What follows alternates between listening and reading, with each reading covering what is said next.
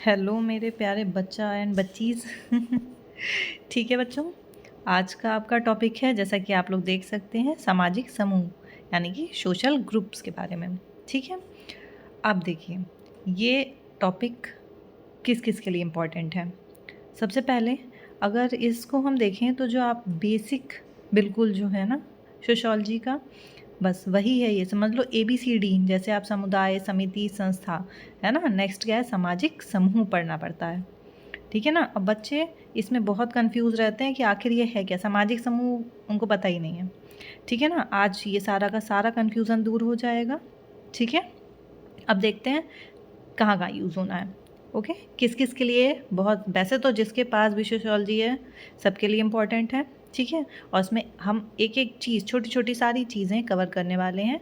और हो सकता है ये वीडियो जो है आपकी वो 2 पार्ट्स में आए, क्योंकि एक ही वीडियो अगर बनाऊंगी तो वो जो बहुत ही ज़्यादा लेंदी हो जाएगी। ठीक है, क्योंकि इसमें बच्चों बहुत सारी चीज़ें और बहुत इंपॉर्टेंट हैं। पहला जो आपका BA फर्स्ट सेमेस्टर है ना, ये टॉपिक आपका उसमें आता है। दूसरा MA फर्स्ट सेमेस्टर। ओके, क्योंकि दोनों में बेसिक है सोशियोलॉजी का। ठीक है, चलो उसके अलावा PGT, यानी कि आप सोशियोलॉजी का कोई भी कॉम्पिटिटिव एग्ज़ाम देते हैं, नेट, PGT, TGT, ठीक है, XYZ कोई सा भी, उसके लिए भी ये इम्पॉर्टेंट है। ठीक है, हम इसमें छोटी से छोटी चीज़ कवर करने वाले हैं। चलो बच्चों शुरू करते हैं। ठीक है, अब देखते हैं सामाजिक समूह क्या होते हैं। अगर आपको इसके बारे में कुछ पता है तो थोड़ा दिमाग लगाओ कि तुम्हारे अकॉर्डिंग सामाजिक समूह क्या है। ठीक है, और अगर वीडियो पसंद आए तो उसके लिए लाइक, शेयर और सब्सक्राइब कर दें। ठीक है, पहली बार ये बात बोल रही हूँ। ठीक है, अच्छा लगता है ये लाइन बोलना सिर्फ इसलिए। ठीक है, ओके नेक्स्ट। चलो बच्चों देखो, जैसा कि आप लोग देख सकते हो सामाजिक समूह का अर्थ। ठीक है, सबसे पहले हम ये देखते हैं कि सामाजिक समूह, अगर आपसे क्वेश्चन पूछा जाता है कि सामाजिक समूह से आप क्या समझते हैं, है ना, एग्जाम में क्वेश्चन आ गया, तो आप उसको कैसे डिफाइन करोगे। आप लोग बहुत एक तो अगड़म बगड़म लिखते हो। ठीक है ना, ऐसा कुछ भी नहीं लिखना है आपको, एग्जैक्ट जो है याद करना है। समझ लो, समझ जाओगे तो अपने आप, मुझे बहुत अच्छे से पता है कि लिख लोगे। सब समझदार हो एकदम, बहुत अच्छे बच्चे हैं, बहुत समझदार हैं। ठीक है ना। चलो, जैसे कि अब हम देखते हैं क्या लिखा हुआ है। सामान्य अर्थों में समूह का अर्थ व्यक्तियों के संग्रह से लगाते हैं, है ना। जैसे कि आप लोगों को लगता है कि हाँ बहुत सारे लोग इकट्ठे हैं, बहुत सारे लोगों का संग्रह है, तो हम उसको एक सामाजिक समूह कह देंगे, है ना। लेकिन हम उसे एक समूह, अगर समाजशास्त्र की भाषा में देखें तो हम उसे समूह नहीं कहेंगे, है ना। उसका रीज़न क्या है, क्योंकि उनमें चेतना का अभाव है ना, यानी कि उनके बीच में कोई रिलेशन नहीं है। ऐसा नहीं है बहुत सारे लोग इकट्ठा हैं तो वो कोई सोशल ग्रुप, उनको हम समाजशास्त्र की भाषा में कहेंगे, नहीं कहेंगे, क्योंकि ना तो उनके बीच कोई सामाजिक संबंध है, ना ही वो एक दूसरे के प्रति कोई कॉन्शियस हैं, है ना, यानी कि चेतना का अभाव है उनके बीच में। तो यही जो चेतना का अभाव है और पारस्परिक कोई संबंध नहीं है, इस कारण हम उन्हें सामाजिक समूह नहीं कहेंगे। ठीक है, अब ये तो हो गया कि हम सामाजिक समूह किसे नहीं कहेंगे, है ना। अब सामाजिक समूह कहेंगे किसे, ठीक है ना। देखो इसमें क्या लिखा है, समूह के लिए एक जैसा उद्देश्य, यानी कि अगर कोई ग्रुप बन रहा है, ये देखो, है ना, ये बहुत सारे मान लो ये लोग हैं, ठीक है। अगर इंडिविजुअली ये अलग अलग हैं, ये सब, है ना, इनका एक दूसरे से कोई रिलेशन नहीं है, इन्हें एक दूसरे से कोई मतलब नहीं है, एक का प्रभाव इस पे, इसका प्रभाव इस पे, इसका प्रभाव इस पे, मतलब एक दूसरे पे कोई इफेक्ट नहीं डाल रहे हैं, ठीक है, तो हम इसे सोशल ग्रुप नहीं कहेंगे, है ना। क्यों नहीं कहेंगे, क्योंकि ना तो इनके बीच सामाजिक संबंध बन रहे हैं और ना ही इनके बीच में चेतना है। ठीक, अब अगर यहीं बहुत सारे, ये एक और ग्रुप हम बना देते हैं, ठीक है, तो इसमें भी ये कई सारे, मान लो बहुत सारे लोग हैं, ठीक है। अब इसे हम सोशल ग्रुप कब कहेंगे, जब इन लोगों के क्या समान होने चाहिए, यानी कि इसका उद्देश्य, है ना, इस व्यक्ति का उद्देश्य, इसका उद्देश्य, यानी कि इनका एम सबका, ये पांचों छह जितने भी लोग हैं इन सबका क्या होना चाहिए, उद्देश्य समान होना चाहिए, यानी कि इन सभी का एम क्या है, समान। ठीक है, दूसरा, या फिर इन सभी के जो भी स्वार्थ हैं, है ना, वो एक जैसे होना चाहिए। ठीक है, तो यानी कि अपने एक जैसे उद्देश्यों या स्वार्थों को पूरा करने के लिए, है ना, यानी कि जो भी मतलब ये चाहते हैं करना, इन सब की एक जैसी चीज़ें हैं, तो उनको पूरा करने के लिए जब ये आपस में संबंध बना लेते हैं, है ना, ठीक है, आपस में संबंध का निर्माण कर लेते हैं, और अपने व्यवहार द्वारा एक दूसरे को प्रभावित करते हैं, तो उसको क्या कहेंगे? सामाजिक समूह कहेंगे। ठीक है, यही डेफिनेशन लिखी हुई है, बस इतना ही आपको याद करना है। ठीक है, कि हम केवल लोगों के संग्रह को सामाजिक समूह नहीं कहेंगे। ठीक है, क्यों नहीं कहेंगे? क्योंकि उनके बीच में सामाजिक संबंधों और चेतना का अभाव होगा, है ना? समझ में आ गया? सामाजिक संबंधों और चेतना के अभाव में हम किसी भी ग्रुप को सामाजिक समूह नहीं कहेंगे। किस समूह को सामाजिक समूह कहेंगे? बताओ। जब व्यक्तियों के समान उद्देश्य होंगे और उसको पूरा करने के लिए वो आपस में संबंध का निर्माण करेंगे। ठीक है, और उनके द्वारा क्या होगा? एक दूसरे को प्रभावित करेंगे, यानी कि एक का असर दूसरे पे पड़ रहा होगा, तो हम उसे क्या कहेंगे? सामाजिक समूह कहेंगे। ठीक है, आई थिंक समझ में आया होगा। नेक्स्ट देखते हैं। नेक्स्ट क्या है? देखो, अब अगर मैं एग्जाम्पल बताऊं कि किसको हम सामाजिक समूह नहीं कहेंगे। मान लो आपने देखा होगा कि एक पार्क, मान लो ये पार्क है ना? इस पार्क में ये बहुत सारे लोग ये अलग अलग बैठे हैं, कोई कुछ कर रहा है अपना, कोई योगा कर रहा है, मान लो कोई ध्यान कर रहा है, कोई यहाँ बैठा ये गाने सुन रहा है। ठीक है, कुछ भी कर रहे हैं, ये सब अलग अलग लोग बैठे हुए हैं, अलग अलग बहुत सारे काम अपना कर रहे हैं। ठीक है, इंडिविजुअली ये अलग अलग काम कर रहे हैं। अब क्या है? ना तो ये एक दूसरे के साथ संबंध बना रहा है, क्योंकि भाई ये व्यक्ति कुछ और कर रहा है, ये कुछ और कर रहा है, तो इनके बीच में कोई संबंध नहीं है, आपस में कोई चेतना भी नहीं है ना? यानी कि इन्हें एक दूसरे से कोई लेना देना नहीं है। तो यदि बहुत सारे लोग पार्क में बैठे हुए हैं, है ना, लेकिन वो आपस में एक दूसरे को प्रभावित नहीं कर रहे हैं, तो हम उसे सामाजिक समूह नहीं कहेंगे। लिखा है ना, सामाजिक समूह नहीं किसे कहेंगे?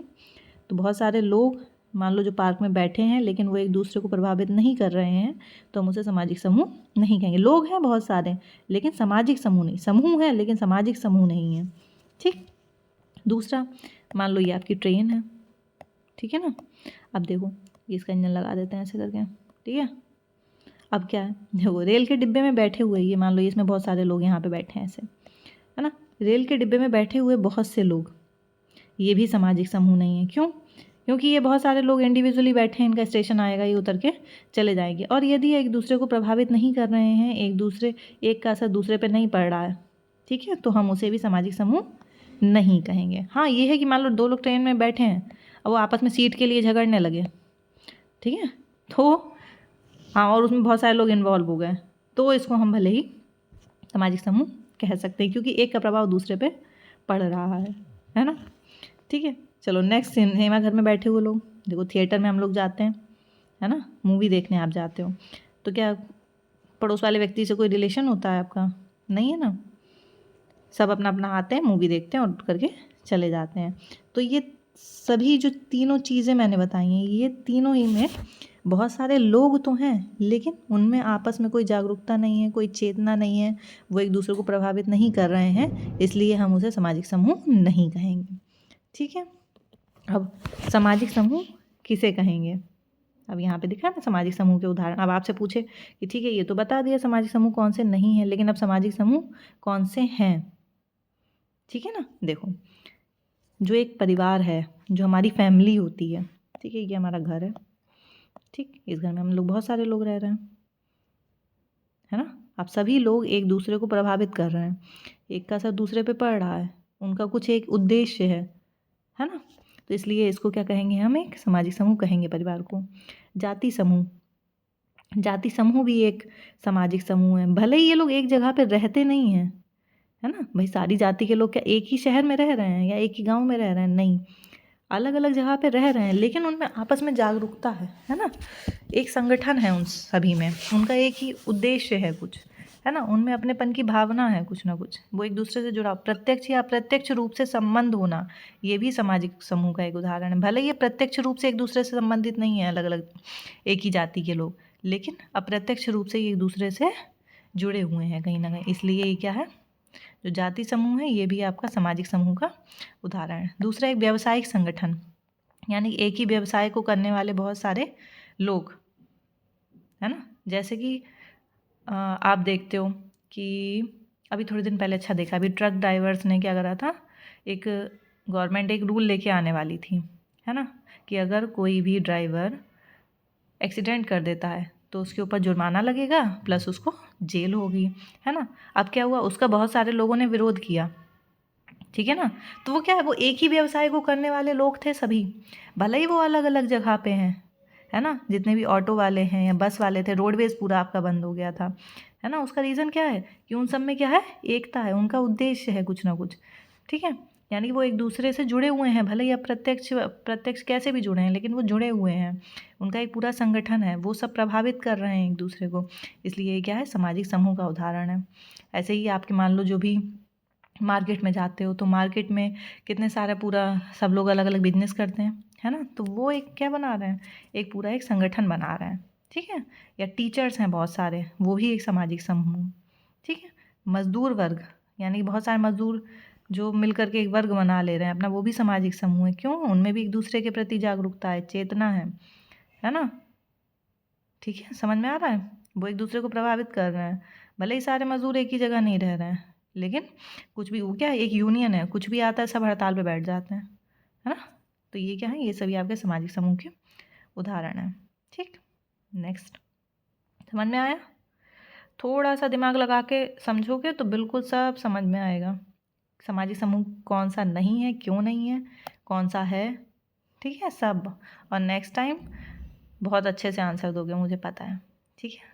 नेक्स्ट, अब देखते हैं सामाजिक समूह की कुछ डेफिनेशंस हैं बच्चों, अगर आपके एग्ज़ाम में आता है, ठीक है। समझ लो बहुत अच्छे से, लेकिन कुछ चीज़ें हैं जो कि याद करनी पड़ती हैं, ठीक है ना। सीधे सीधे डेफिनेशंस, जैसे कोई भी कॉम्पिटिटिव एग्ज़ाम दोगे तो उसमें डायरेक्टली आपको जो है डेफिनेशंस पूछता है ना, कि ये डेफिनेशन किसकी है। तो इस तरीके से, बाकी डिस्क्रिप्टिव भी लिखोगे।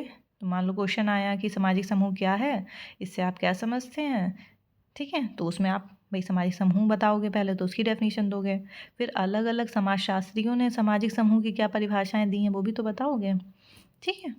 तो पहली देखते हैं, पहली डेफिनेशन किसकी, ऑगबर्न एवं निमकॉफ। जब दो या दो से अधिक व्यक्ति मिलते हैं और एक दूसरे पर प्रभाव डालते हैं, हमने यही देखा ना, यही तो पढ़ा हमने कि जब व्यक्ति एक दूसरे को प्रभावित कर रहे हो, एक का असर दूसरे पे पड़ रहा हो, तब हम उसे क्या कहेंगे, सामाजिक समूह कहेंगे। सिंपल लिखा है, देखो बिल्कुल, बस केवल इनका नाम याद करना है, ऑगबर्न एवं निमकॉफ का। डेफिनेशन बहुत इजी है, जो अभी तक हम बोल रहे थे वही इसमें भी लिखा है। क्या लिखा है, जब दो या दो से अधिक व्यक्ति, दो व्यक्ति हों या तीन हों या चार हों, ठीक है, कितने भी, मिनिमम दो और मैक्सिमम कितने भी हो सकते हैं, ठीक है। जब दो या दो से अधिक व्यक्ति मिलते हैं और एक दूसरे पर प्रभाव डालते हैं या प्रभावित करते हैं, कुछ भी लिख सकते हो, कि वो एक दूसरे को प्रभावित करते हैं, तो वह एक समूह का निर्माण करते हैं, ठीक है, सिंपल। सेकंड डेफिनेशन, इसको हटा देते हैं साइड में। जॉनसन ने क्या बोला है, इन्होंने बोला समूह के लिए व्यक्तियों में आपसी सहयोग आवश्यक है। बस एक वर्ड याद रखना है, आपसी सहयोग। जॉनसन ने क्या बोला है, जब व्यक्तियों को, संग्रह को वो समूह कब मानेंगे, जब वो व्यक्ति एक दूसरे का आपस में सहयोग कर रहे होंगे, ठीक है। तो आपसी सहयोग समूह बनाने के लिए आवश्यक है। तीसरी, गिलिन एवं गिलिन, क्या बोला इन्होंने, समूह के लिए व्यक्तियों में परस्पर अर्थपूर्ण उत्तेजना एवं प्रत्युत्तर होना आवश्यक है।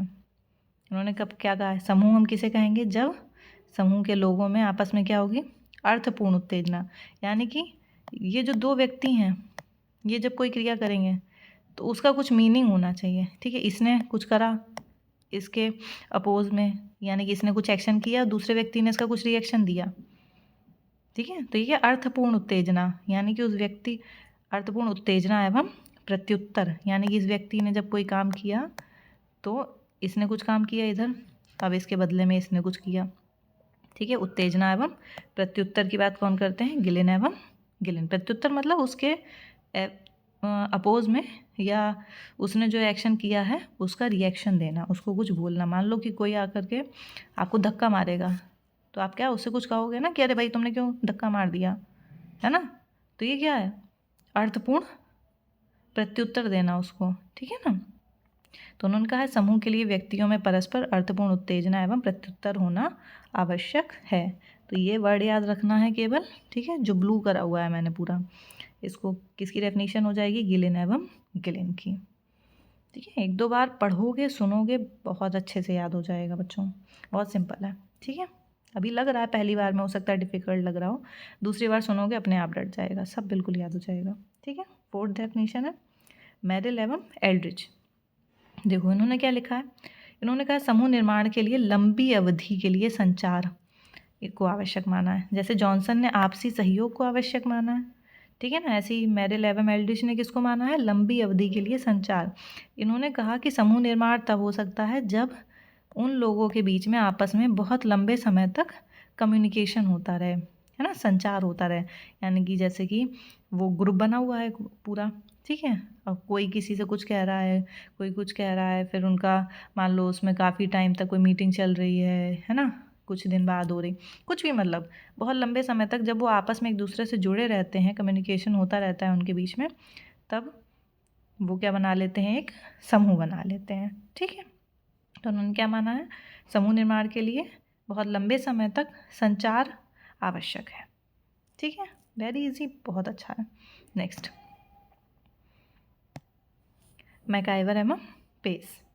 देखो इन्होंने क्या बोला है, समूह से हमारा तात्पर्य है व्यक्तियों के किसी भी ऐसे संग्रह से जो सामाजिक संबंधों के कारण एक दूसरे के समीप हों, है ना। मैकाइवर और पेज की आप जितनी डेफिनेशन देखोगे उसमें सामाजिक संबंधों को उन्होंने बहुत महत्व दिया है ना। एक बहुत फेमस डेफिनेशन है जिसमें उन्होंने क्या बोला था, समाजशास्त्र सामाजिक संबंधों का अध्ययन करने वाला विज्ञान है। यानी कि उन्होंने समाजशास्त्र की परिभाषा दी थी, है ना, और समाज को सामाजिक संबंधों का जाल माना है, और समाजशास्त्र को सामाजिक संबंधों का अध्ययन करने वाला विज्ञान कहा था। ठीक है, तो ये डेफिनेशन भी लगभग मिलती जुलती है मैकाइवर पेज की। इन्होंने क्या कहा है कि समूह के निर्माण के लिए क्या चीज़ ज़रूरी है, सामाजिक संबंध, यानी कि जब लोगों के बीच में आपस में संबंध होंगे, ठीक है, और वो एक दूसरे से जुड़े हुए होंगे, तब हम उनके ग्रुप को क्या कहेंगे, सामाजिक समूह कहेंगे। ठीक है, इनका एक वर्ड है पारस्परिकता एवं जागरूकता। सीधे सीधे ये क्वेश्चन जो पीजीटी वगैरह के एग्ज़ाम होते हैं उनमें पूछा जाता है कि किसने सामाजिक समूह के लिए पारस्परिकता एवं जागरूकता को आवश्यक माना है, तो आप बता दोगे भाई मैकाइवर एवं पेज ने। ठीक है, इन्होंने पारस्परिकता एवं जागरूकता को समूह के लिए आवश्यक माना है। क्लियर, आई थिंक इतनी डेफिनेशन सफिशिएंट हैं, इतना लिख दिया तो तुम्हारे नंबर कोई कहीं नहीं लेके जाएगा। ठीक है बच्चों, जितना भी पढ़ो ध्यान से पढ़ो, और पेपर में कुछ भी लिख के आओगे तो उससे कोई मतलब नहीं, तुम्हारी नॉलेज तो जीरो रहेगी ना बच्चों, कुछ सीखने के लिए पढ़ो। ठीक है, नेक्स्ट, सामाजिक समूह की विशेषताएं। देखो अब किसी भी समूह को सामाजिक समूह हम कब कहेंगे, यानी कि उस समूह में क्या क्या विशेषताएं होनी चाहिए। पहला क्या लिखा है, 2 या 2 से अधिक व्यक्तियों का संग्रह। सिंपल सी बात है भाई, अकेले व्यक्ति को समूह नहीं कहा जाएगा, उसके लिए 2 व्यक्ति चाहिए या 2 से ज़्यादा चाहिए। पहली विशेषता हो गई 2 या 2 से अधिक व्यक्तियों का संग्रह होना चाहिए। ये बात किसने कही है, आपकी ऑगवन एवं निमकॉफ ने कही है।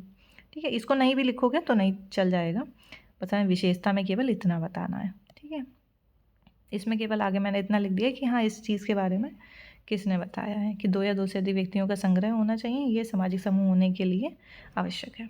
दूसरा, एक जैसी रुचि, स्वार्थ एवं उद्देश्य होना चाहिए। भाई समूह तो तभी बनेगा ना जब उनका एक जैसा एम होगा। हम लोगों ने पढ़ा भी है कि हाँ समान उद्देश्य की प्राप्ति के लिए जब लोग बना लें। ठीक है, तो जब लोगों का उद्देश्य, उनका इंटरेस्ट, ठीक है, उनका स्वार्थ कह सकते हो, यानी कि वो जो भी चाहते हैं वही, ठीक है, वो सब सभी लोग एक जैसी चीज़ चाह रहे हों, तब हम उसे सामाजिक समूह कहेंगे। किसने दी है ये, किसने कही ये बात, सपिर ने। तीसरा, प्रत्यक्ष एवं अप्रत्यक्ष संपर्क होना चाहिए। ठीक है, प्रत्यक्ष एवं अप्रत्यक्ष संपर्क गिलिन और इसके अलावा मैकाइवर और पेज ने भी कहा है।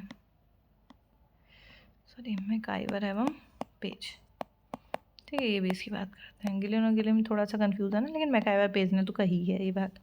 ठीक है, कि सामाजिक समूह होने के लिए चाहे वो लोग सभी लोग प्रत्यक्ष रूप से एक दूसरे से संबंधित हों या अप्रत्यक्ष, जैसे कि मैंने बताया था एक ही जाति के लोग, वो सब एक ही जाति के लोग एक ही जगह थोड़ी ना रहते हैं, ना एक ही मोहल्ले में रह रहे हैं, ना एक ही शहर में रह रहे हैं। भाई कोई भी वो है, मान लो कोई यादव है, क्या सारे यादव एक ही गांव में रह रहे हैं, या कोई ठाकुर है तो क्या सारे एक ही जगह पे रह रहे हैं, नहीं ना, अलग अलग जगह पे रह रहे हैं, लेकिन वो एक दूसरे से अप्रत्यक्ष रूप से जुड़े हुए हैं, है ना, उनका उद्देश्य, उनके स्वार्थ, उनकी रुचि एक जैसी है, ठीक है ना। तो अप्रत्यक्ष, चाहे वो प्रत्यक्ष, एक भाई एक साथ में मजदूर वर्ग, नहीं मजदूर वर्ग नहीं, लेकिन हाँ मतलब कुछ लोग हैं जो आपस में एक ही जगह पे बैठे हुए हैं और एक दूसरे से इंटरेक्शन कर रहे हैं, तो हम उसे प्रत्यक्ष संपर्क कहेंगे। लेकिन भाई एक ही जाति के लोग, भले वो सब एक ही जगह नहीं बैठे हैं, एक दूसरे के साथ इंटरेक्शन नहीं कर रहे हैं, लेकिन वो अप्रत्यक्ष रूप से संबंधित हैं एक दूसरे से, इसलिए उसे हम सामाजिक समूह कहेंगे, ठीक है। चौथी विशेषता, एक जैसा आदर्श, नियम एवं मूल्य। किसने बताई ये बात? फिचर ने बताई है, ठीक है बच्चों। इनके नाम नहीं भी लिखोगे तब भी चल जाएगा, तुम्हारी जानकारी के लिए है केवल, ठीक है। जैसे कि हमें पता है सामाजिक समूह के एक जैसे आदर्श, नियम एवं मूल्य होंगे, ठीक है। पारस्परिकता एवं जागरूकता, पता ही है मैकाइवर पेज ने कही है इसकी बात, ठीक है। यानी कि उनमें आपस में पारस्परिकता होनी चाहिए, जागरूकता होनी चाहिए। अगला, एक निश्चित ढांचा या संरचना, है ना, एक निश्चित ढांचा होना चाहिए और एक निश्चित संरचना होनी चाहिए सामाजिक समूह के लिए। नेक्स्ट, सहयोग की भावना आपस में होनी चाहिए, ठीक है। एक ही समूह के लोग हैं, है ना, उनमें आपस में सहयोग की भावना होनी चाहिए, इसकी या होती है तो उसे हम एक समूह कहेंगे, सामाजिक समूह। उनमें अलग अलग कार्यों का विभाजन होता है ना। भाई पूरा समूह बना हुआ है तो उसमें बहुत सारे सदस्य होंगे, तो उन सभी सदस्यों को क्या होता है, अलग अलग कार्य बांट दिए जाते हैं, ठीक है। जैसे परिवार हम लोगों ने पढ़ा था, एक सामाजिक समूह है तो उसमें क्या सारे काम एक ही लोग कर लेता है? नहीं ना, सभी काम हर एक परिवार के हर एक सदस्य को उसके कार्य बटे हुए होते हैं, ठीक है। तो कार्यों का विभाजन, ये एक विशेषता है सामाजिक समूह की। नेक्स्ट, समूह में थोड़ी बहुत स्थिरता एवं स्थायित्व, यानी कि जो सामाजिक समूह ऐसा नहीं कि हाँ बने, कुछ लोग मिले जुले और बस ख़त्म, फिर अपने अपने काम, है ना। तो उन्होंने कहा उसमें थोड़ी बहुत स्थिरता एवं स्थायित्व, ये एक विशेषता है। नेक्स्ट, सीमित संख्या आकार, है ना, सीमित संख्या। नेक्स्ट, समूह व्यक्तियों से बने होने के कारण मूर्त है। अब हमें पता है कि समूह में कौन होते हैं? लोग होते हैं, तो लोग होते हैं जिस कारण इसको उन्होंने क्या कहा है? मूर्त, इसे हम देख सकते हैं, ठीक है। मूर्त का मतलब जिसे हम देख, महसूस, छू सकते हैं, वो मूर्त चीज़ होती है। अमूर्त, जैसे भगवान है तो वो अमूर्त हैं, उन्हें देख छू नहीं सकते हैं, है ना। भले ही हमने मूर्ति बना दी है, मूर्ति उनकी मूर्त है ना, वो मूर्त है, वही तो बोलते हैं।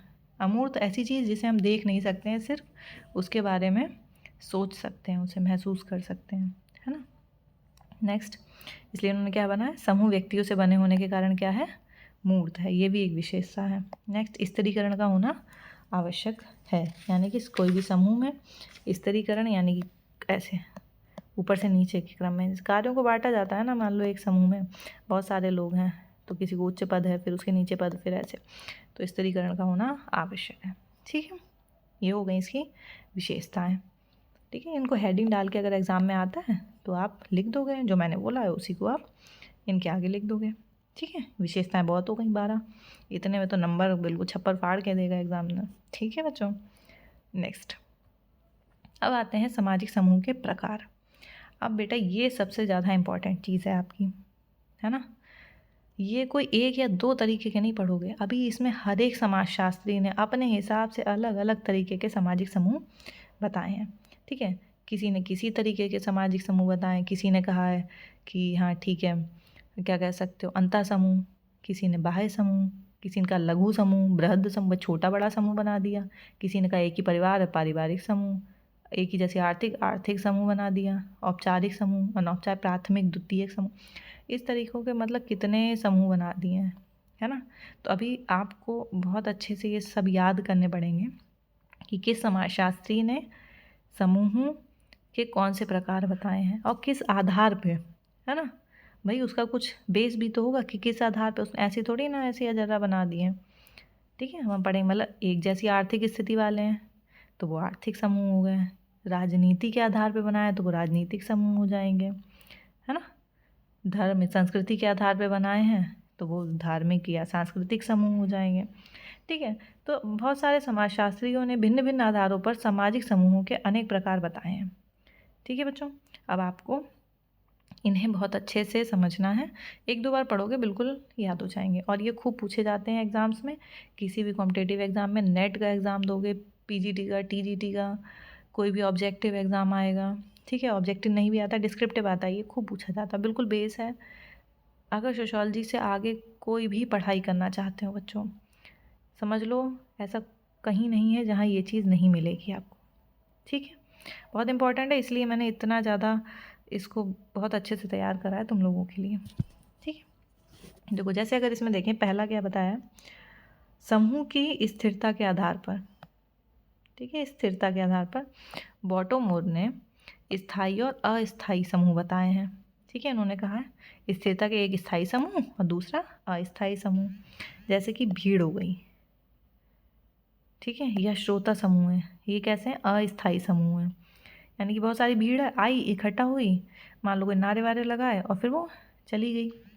ठीक है, या भाषण सुनने के लिए जो लोग इकट्ठा होते हैं नेताओं का, तो वो क्या है, अस्थायी समूह, यानी कि हाँ कुछ समय के लिए बना। ठीक है, इंटरेक्शन हुआ उनके बीच में, प्रभावित किया, उसके बाद में वो ख़त्म हो गया समूह। ठीक है, तो इस स्थिरता के आधार पर बॉटोमोर ने 2 प्रकार के समूह बताए हैं, एक स्थायी समूह और दूसरा अस्थायी समूह। स्थायी समूह का एग्जाम्पल क्या है, भीड़ और श्रोता समूह। वहीं जो जाति के आधार पर या प्रजाति के आधार पर समूह बनते हैं, भाई एक ही जाति के लोग हैं तो वो स्थायी समूह है ना, ऐसा तो है नहीं कि आज इस जाति के जाति छोड़ के कहीं चले जाएंगे, नहीं जाएंगे ना। या एक ही प्रजाति के लोग हैं तो भाई वो एक ही जगह तो रहेंगे, मतलब वो क्या है, वो एक ग्रुप है, ऐसा तो है नहीं वो प्रजाति उनकी वो कहीं बदल देंगे या कुछ हो जाएगा, नहीं ना। तो वो एक स्थायी समूह हो जाएगा आपका, समझ में आया। सिर्फ बहुत सिंपल है, समूह की स्थिरता के आधार पर बॉटम ने 2 प्रकार के समूह बता दिए हैं, स्थायी समूह और अस्थायी समूह। एग्जाम्पल बता दोगे आप, स्थायी समूह कौन से हैं, अस्थायी समूह कौन से हैं। ठीक, नेक्स्ट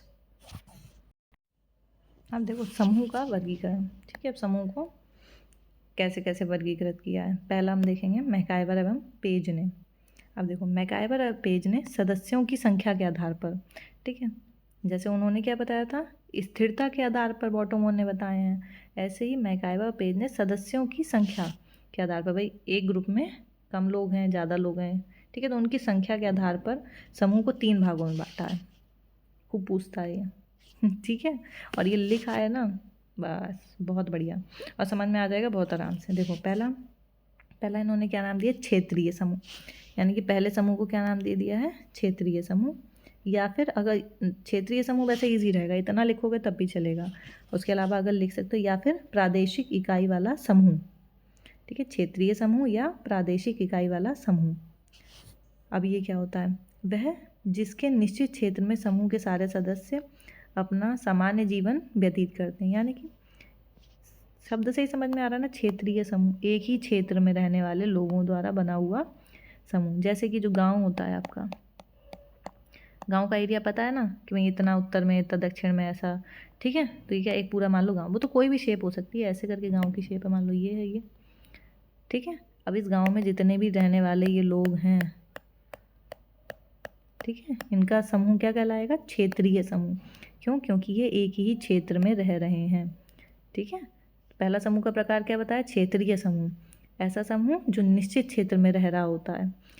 ठीक है, जैसे कि गांव, कोई भी समुदाय, राष्ट्र, है ना, हमारा देश है, भाई इंडिया भी क्या है, एक क्षेत्रीय समूह ही तो है, एक क्षेत्र में बहुत सारे लोग रह रहे हैं, हमें पता है कि हाँ ये हमारा देश है, हम उससे जुड़े हुए हैं। ठीक है, ठीक है ना, तो इसलिए से हमने क्या मान लिया है, एक क्षेत्रीय समूह। कोई नगर हो, कोई भी हमारा बदायूं शहर, ये भी क्या क्षेत्रीय समूह। कोई भी जनजाति, जो बहुत सारे लोग एक निश्चित क्षेत्र में रह रहे हैं तो वो एक क्षेत्रीय समूह का निर्माण करते हैं। ठीक है, अकॉर्डिंग टू मैकाइवर एवं पेज।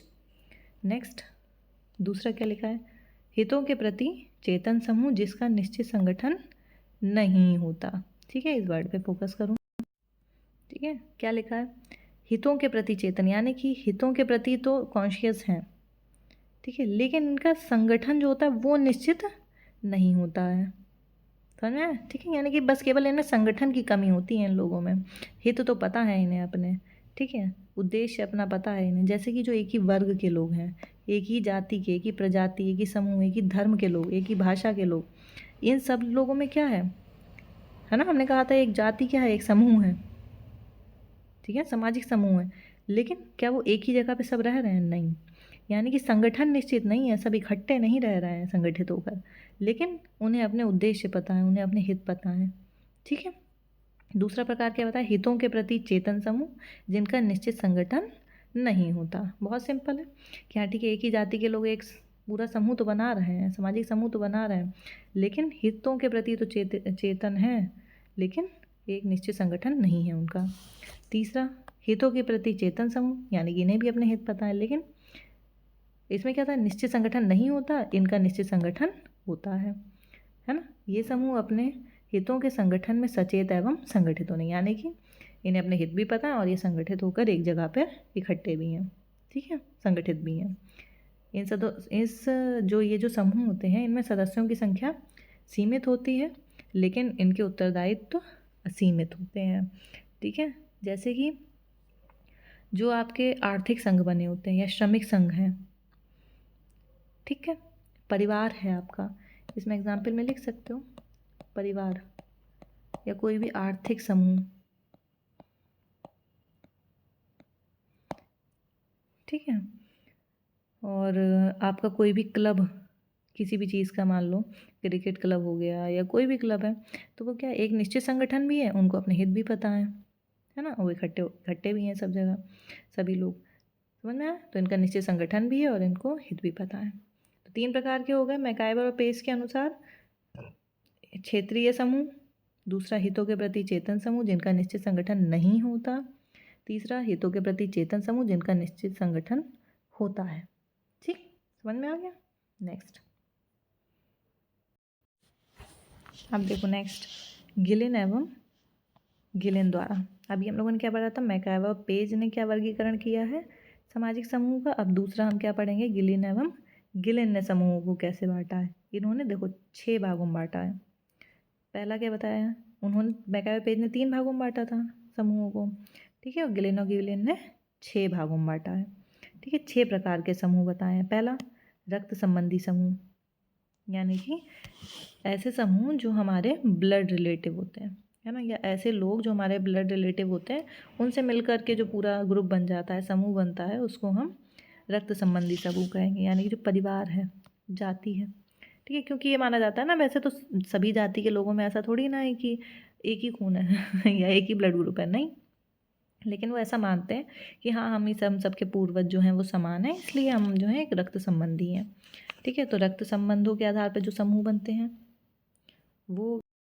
दूसरा, शारीरिक विशेषताओं पर आधारित समूह, है ना, यानी कि समान लिंग वाले लोग, मान लो कि एक, जैसे कि देखा होगा बहुत सारे बच्चे हों तो वो लड़के लड़के एक ग्रुप बना लेते हैं, क्रिकेट खेल रहे हैं तो लड़कों का ग्रुप बना हुआ है ना, ये लड़कियां हैं तो उन्होंने एक अपना ग्रुप बना लिया है ना। किसी भी चीज़ के लिए, ज़रूरी नहीं खेलने के लिए, किसी भी चीज़ के लिए अगर उन्होंने अपना एक समूह बना लिया है, यानी कि शारीरिक विशेषताओं के आधार पर ही तो ये समूह बन रहे हैं। तो एक समान लिंग वाले लोग अगर कोई ग्रुप बना ले, एक समान आयु के लोग, जैसे देखा होगा छोटे बच्चे खेलते हैं, है ना, तो वो अपने बराबर के सब बच्चों को लेकर के, थोड़े बहुत 2-4 साल ऊपर नीचे होते हैं, बाकी सब वो मिलके खेलते हैं। या आप अडल्ट्स में देखो, है ना, आप थोड़े बड़े हो गए हो, कॉलेज में हो, तो आपका ग्रुप आपकी आयु का है ना, आप सबके दोस्त आपकी सेम एज के हैं ना सब। तो ये क्या है, ये कैसे समूह बन रहे हैं, ये शारीरिक विशेषताओं के आधार पर समूहों का निर्माण हो रहा है, ठीक।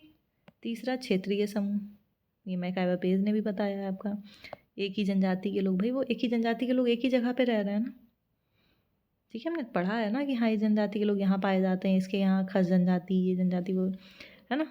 तो ये क्या है, एक ही ये क्षेत्र में रहने वाले लोग, ठीक है, एक निश्चित क्षेत्र में रहने वाले लोग मिलकर के एक क्षेत्रीय समूह बना लेते, जो हमारा राज्य है या हमारा राष्ट्र है, ठीक। चौथा, अस्थिर समूह, पढ़ा था अभी वॉटरमोन ने बताया था, वही इन्होंने भी बताया है, भीड़ और श्रोता समूह, ठीक।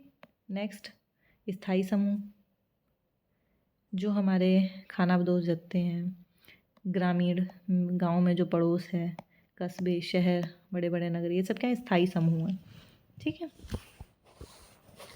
देखिए हमारे जो शहर है वो स्थायी समूह है ना, ऐसा थोड़ी ना है शहर में से लोग सारे कहीं चले जाएंगे, नहीं जाएंगे ना, है ना, तो इसलिए वो स्थायी समूह, स्थायी मतलब जो स्थायी है, कहीं नहीं जाना है। नेक्स्ट, सांस्कृतिक समूह, यानी कि एक ही आर्थिक स्थिति, धर्म, राजनीति या मनोरंजन के हिसाब से जो, या शिक्षा संबंधी जो भी समूह होते हैं, ये सब क्या कहलाएंगे, सांस्कृतिक समूह। तो ये 6 प्रकार के समूह बताए हैं गिलिन एवं गिलिन ने। अभी बच्चों और भी हैं ठीक है, और जो कि बहुत इंपॉर्टेंट है, अब आई थिंक वीडियो काफ़ी लंबी हो गई है, जिस वजह से मैंने कहा था इसे 2 पार्ट्स में बनाना पड़ेगा, है ना। आधे घंटे की हो गई है ऑलमोस्ट। तो पहले इसको पढ़िए, इसका नेक्स्ट पार्ट हम कल जो है अपलोड करते हैं आपका। तब तक इसको बहुत ध्यान से पढ़ो। ओके बच्चों, ठीक है। Thank you and God bless you. Okay.